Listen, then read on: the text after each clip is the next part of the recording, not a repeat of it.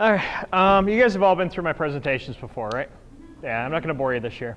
So we're going to keep this one really condensed. We're just going to pretty much go over fire extinguishers, a few little things, and we're going to jump right into going outside and putting out some fires. So I'm not going to give you guys a half an hour long speech on extension cords, power strips, all that kind of fun stuff that I do every single year. So I hope you don't mind too much. If anybody minds, let me know and I can go over all that. Nope, didn't hear anything? Perfect.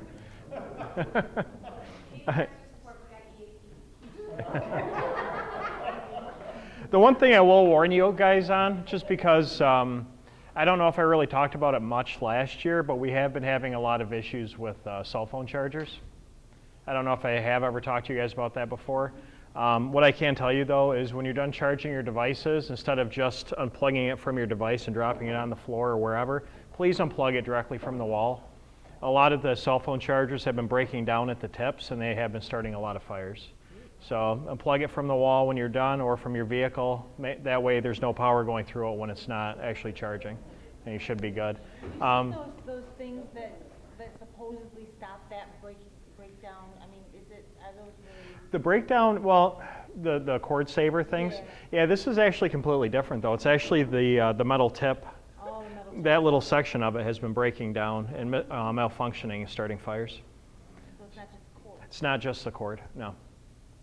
So, and you guys remember from all the talks in the past too, please check your cords, make sure that you don't have them pinched, make sure you don't have stuff laying on top of them. They got to breathe to keep themselves cool. And that's all I'm going to say about cords. So we just shaved off 25 minutes. So, fire extinguishers. Hopefully everybody knows how to use one or is familiar with them to a point. If you're not familiar with them and you don't know how to use them, we're going to fix that today. So has anybody ever not used one? Perfect. Oh, just one. Okay, I guess we have to do the whole presentation. Just kidding.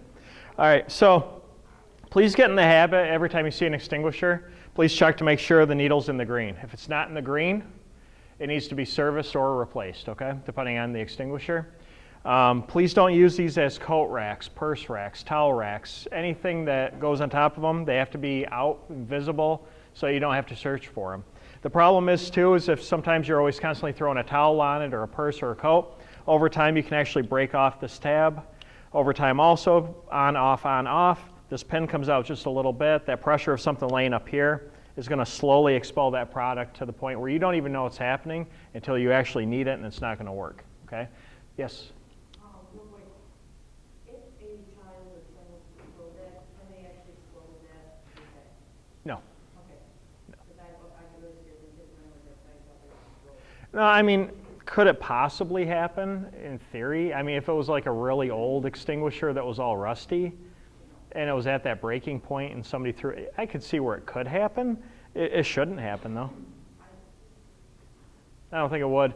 I mean, and you know, another thing to address too, these don't work like Hollywood leads you to believe too. You can't just pull the pin and throw it like a grenade at the fire. They don't work that way. Hollywood makes you think that they do, but they don't. So when you decide whether or not you're actually going to use an extinguisher, okay, as you can tell, they're always next to an exit. And they're next to an exit for a reason, okay? We want you to be able to get to the door to decide, okay, do I want to go back and try to fight that fire, or should I just get out of here, okay? Now, when you decide if you are going to use them, let's say that you go back to your classroom and you have a small fire in your room. I don't want you to run and just grab an extinguisher. You got to start the evacuation process right then and there, okay? God forbid something was to happen to you, you become overcome with smoke, you pass out, now you have more of a delay before other people realize there is a fire where they can actually do something about it. If you're using the extinguisher and one extinguisher doesn't work, please don't run and grab another one, especially if this didn't even make a dent at it, okay? It's time to get out of there, okay? Now, the majority of extinguishers you're going to find are ABC extinguishers, and these are going to work on anything that produces an ash, most electrical fires, and some flammable liquids, not all, but some. So anything that you guys have in here, for the most part, you can use this on, except for the kitchen, okay? The kitchen, if you're using anything with the deep fried greases, things like that, then that calls for the Class K extinguisher. And the Class K extinguisher is hanging in there. It's basically a silver extinguisher. That's what you would actually want to use on it. Okay? Do not use one of these on a grease fire. It's not going to go very well for you. If you have a fire in your own home and it's a grease fire, don't use your extinguisher on that one either. The best thing you can do is just keep a pot lid close by, put the pot lid over top of it, turn off the heat, you're done. Okay? Please don't run through the house with it trying to get it out the front door. Please don't throw it out a window. Okay? Just keep the pot lid on it. If you don't have a pot lid, you can grab something like a heavy cutting board, put that on it. Okay? You're trying to smother out the fire. Super easy, super clean. That's all you got to do. Now, when I decide I'm going to use this extinguisher, okay, I sound the fire alarm. I make sure everybody else is getting out of the building. I'm confident I can put out the fire. I don't want the fire to get behind me, so I always want to keep a doorway to my back. Okay? Now, if this table is actually on fire, I don't need to be right here with it. All right? I can start a good 6-10 feet back. I'm going to pull the pin, aim it at the base of the fire, gently squeeze, side to side, stop, see if I did anything. If I didn't, move a little bit closer, gently squeeze, side to side, stop, and over until the fire is actually out. Okay? You don't need to be right up on top of it, and you don't want to just reef down on this and just go all out on it. All right? There's only about 30 to 45 seconds in this, so you want to do nice little short blasts, side to side, stop, and just over and over until you know it's actually done. Make sense? It's pretty basic stuff, right? Good. That's why I can do it. So if you have one of these in your home, okay, like in the kitchen or anything, once in a while take them out of the cupboard, turn them upside down a few times, maybe once a month, put them back, okay?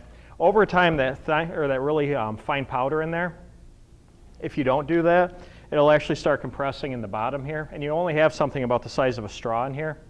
And when all that powder compresses down there, it kind of turns into a hard block, and when you actually need to use it, it's not going to work. So once a month, take it out, check it, do one of these, you should be good to go. Any questions? I know I went fast today. Everybody just ready to go home? Yeah, you guys look like you're ready to fall asleep. Or shoot me, one of the two, I'm not sure. All right, you guys want to go out and play with us? All right, fantastic.